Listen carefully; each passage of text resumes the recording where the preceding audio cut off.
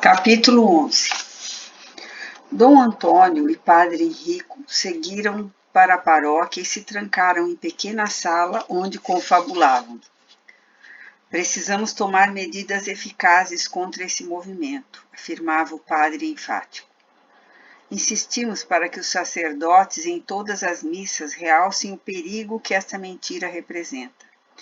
E você, na missa de hoje à tarde, deverá anunciar a excomunhão dessa família. Não deixe para amanhã.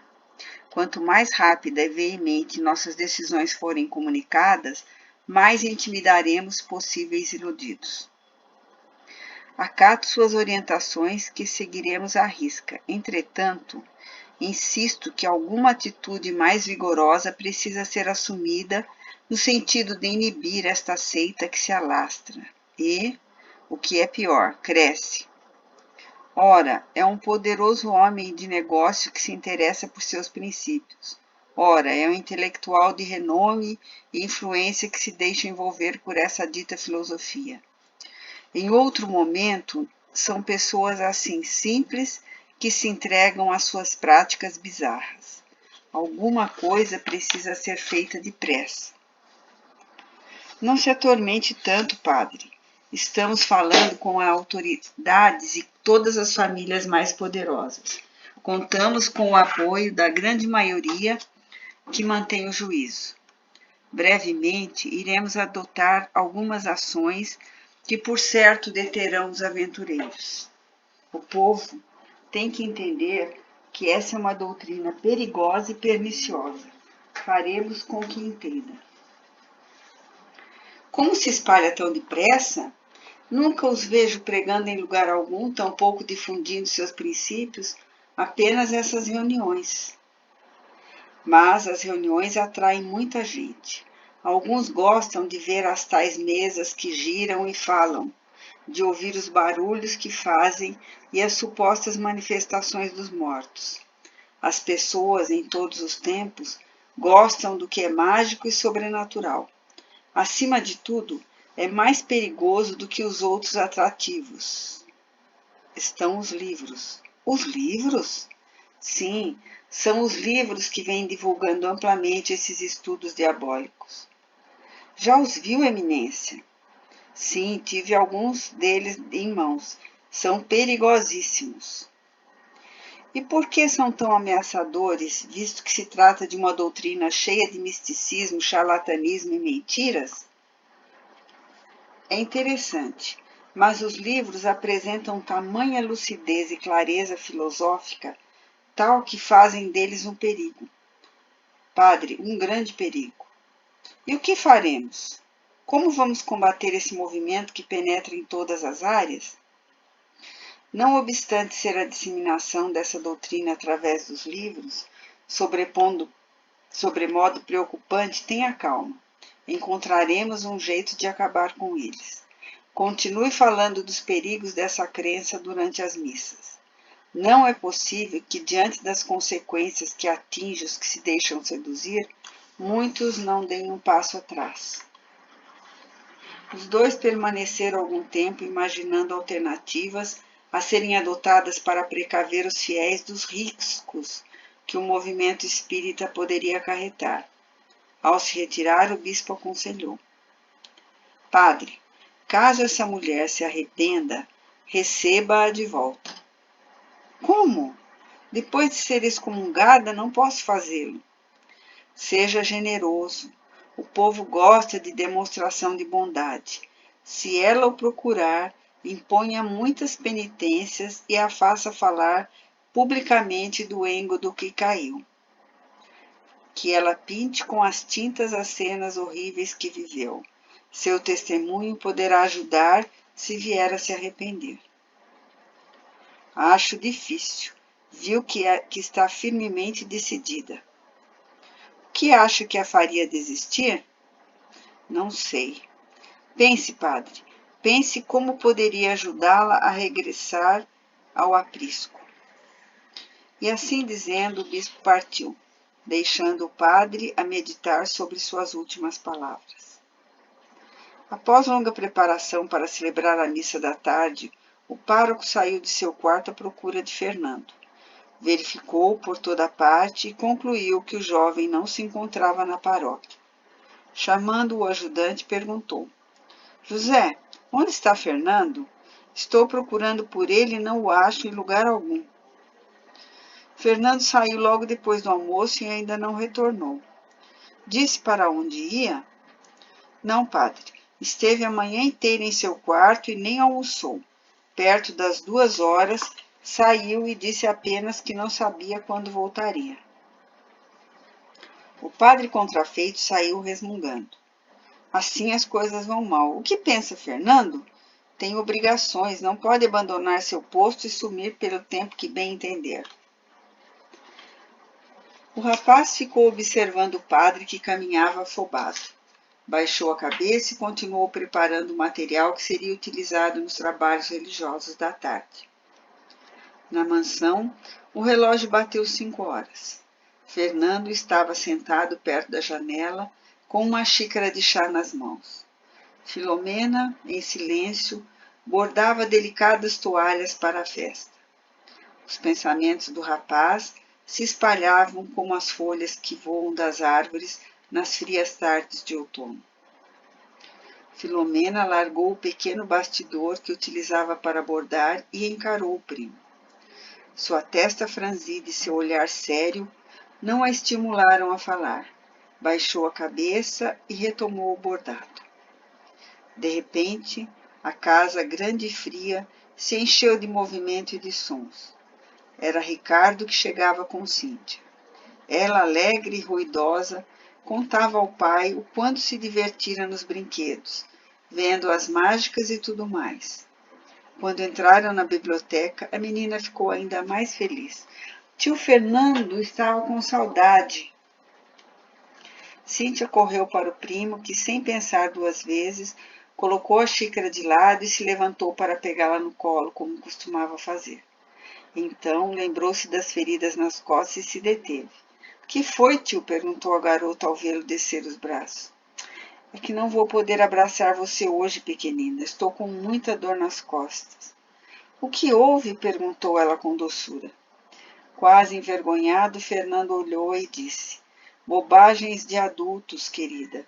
Fiz alguns trabalhos mais pesados, não me cuidei adequadamente, agora estou com dores. — Que posso fazer para ajudar, tio? Perguntou a menina ainda mais docemente. — Nada, apenas sente-se aqui perto de mim e me conte como foi seu dia. Filomena mal cumprimentou o irmão e a sobrinha. Continuou bordando. Alguns minutos depois, quando Cíntia, empolgada, narrava suas aventuras da tarde, a tia disse: — Já chega, Cíntia, está bom, já entendemos que se divertiu bastante, que maravilha. Fernando reagiu. — Ora, Filomena, deixa a menina falar, que coisa! Conte, Cíntia, o que mais? Cíntia ia prosseguir, porém, de súbito seu rosto se apagou. O sorriso desapareceu e os olhos ficaram tristes. Sobre a mesa, ao lado da xícara de chá, ela viu uma pequena notícia com a foto da mãe. Levantou-se e, antes que o pai pudesse impedi-la, abriu o jornal e leu a matéria. — O que é isso, pai? Estão dando dinheiro pela minha mãe? — Não é bem isso, Cíntia. Nós só queremos encontrá-la. — E por que ninguém me disse que ela havia saído daquele lugar? — Ela não saiu, ela fugiu, minha cara, disparou Filomena mal-humorada. Ricardo aconchegou a filha nos braços e disse: — Não queríamos que você ficasse triste, Cíntia, só isso. — Não é verdade. Estão me escondendo as coisas. Onde pode estar minha mãe a esta hora? Como pode ter sumido? Onde ela está, pai? — Não sabemos, filha. Por isso estamos pedindo a colaboração de pessoas que tenham algo a informar. Entendeu? Aqui diz que ela é assassina e perigosa. Não é verdade. Claro que é, Cíntia. Por que acha que... Chega, Filomena, interveio Fernando com a voz firme e dirigiu-se à menina. Olhe, Cíntia, sua mãe está doente. Quando as pessoas, por alguma razão, ficam doentes, às vezes fazem coisas que não conseguem controlar. Foi isso que aconteceu à sua mãe. Como doente? Até o dia em que a levaram de nossa casa estava perfeitamente bem. Eu passava o tempo todo com ela e nunca vi nada de estranho. Fernando olhou para Ricardo pedindo reforço, mas foi Filomena quem respondeu. Vai ver, você também precisa de ajuda, por isso não percebe. Fernando se ergueu bruscamente e pegou Cíntia pela mão. Vamos andar um pouco. Você gosta de caminhar pelo pátio, não gosta?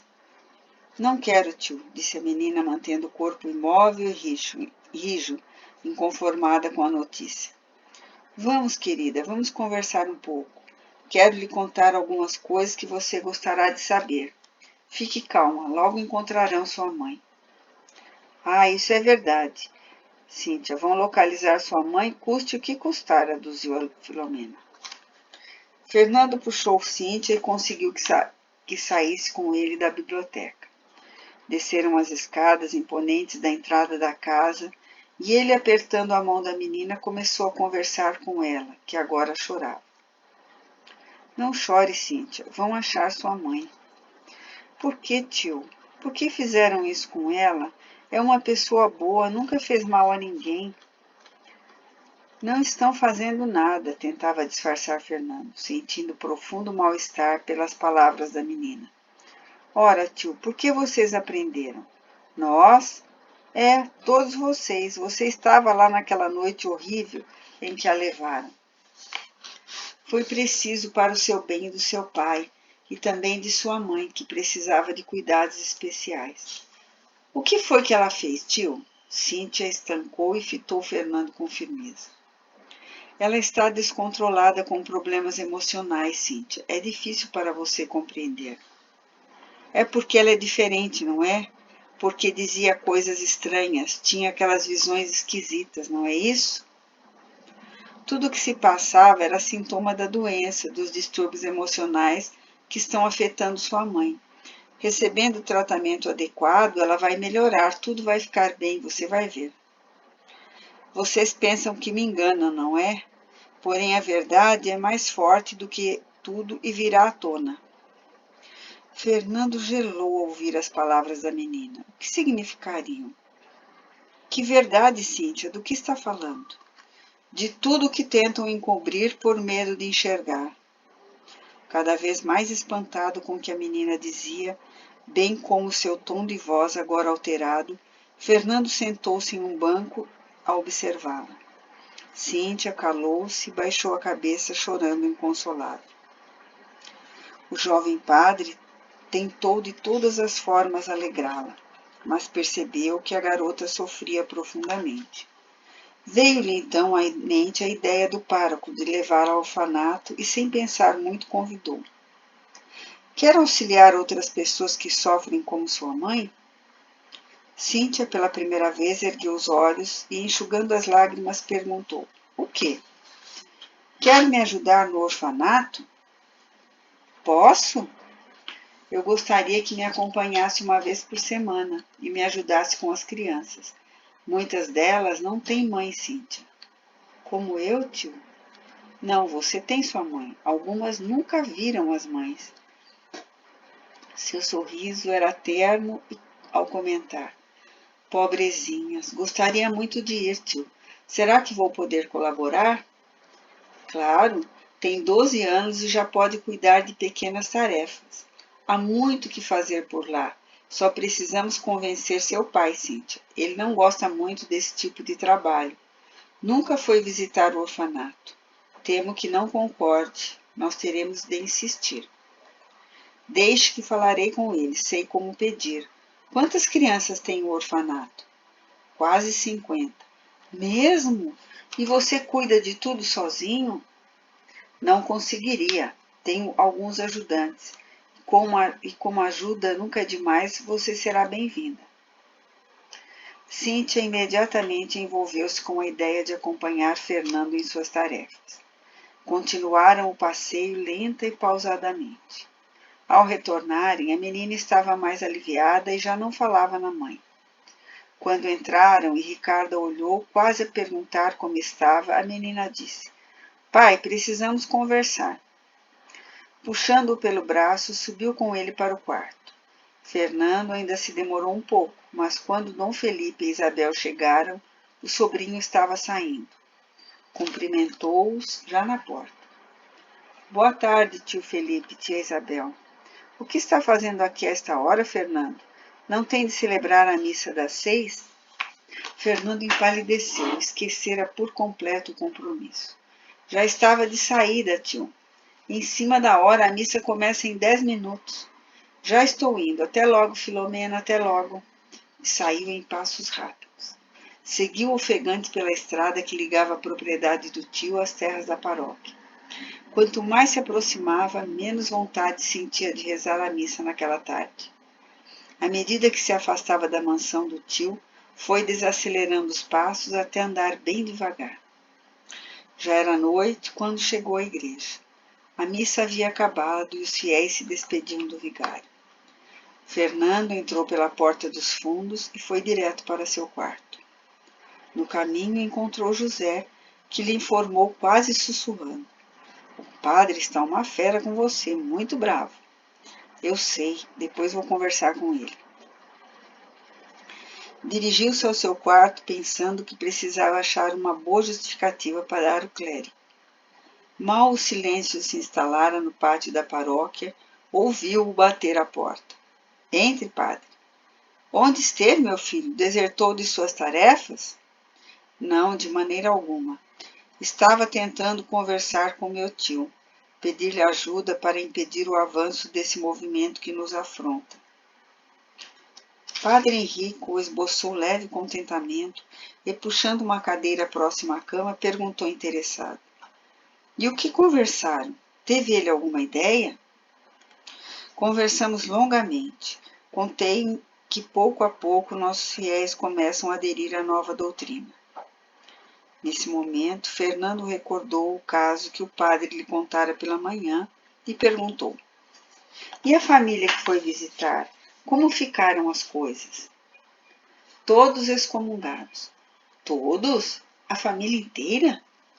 É, a família de Hermínia, lembra-se dela? Ficou viúva há 2 anos. Como não? É uma mulher dedicada. Logo ela, padre. Vê, meu filho, como o perigo está em toda parte? Fernando ficou pensativo e então arrematou. Enfim, que sejam mesmo excomungados, pois se abandonam a fé, o que se há de fazer? Não se trata só de abandonar a fé, estão também dando péssimo exemplo aos outros. Tenho de achar algum modo de trazê-los de volta. Precisa me ajudar, Fernando. Como? Não sei, mas urge pensar em algo. Temos de forçar Hermínia a retornar. É muito ruim para a nossa reputação junto às autoridades eclesiásticas que fiéis sob nossa responsabilidade comecem a nos deixar aderindo a esse movimento efêmero.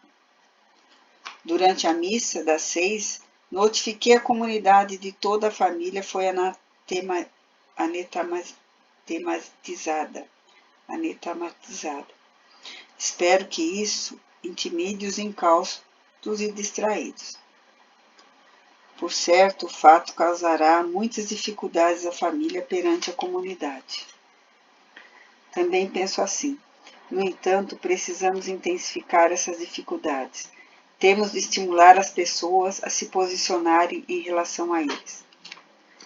Fernando refletiu um pouco, porém estava sem nenhuma vontade de pensar naquele assunto.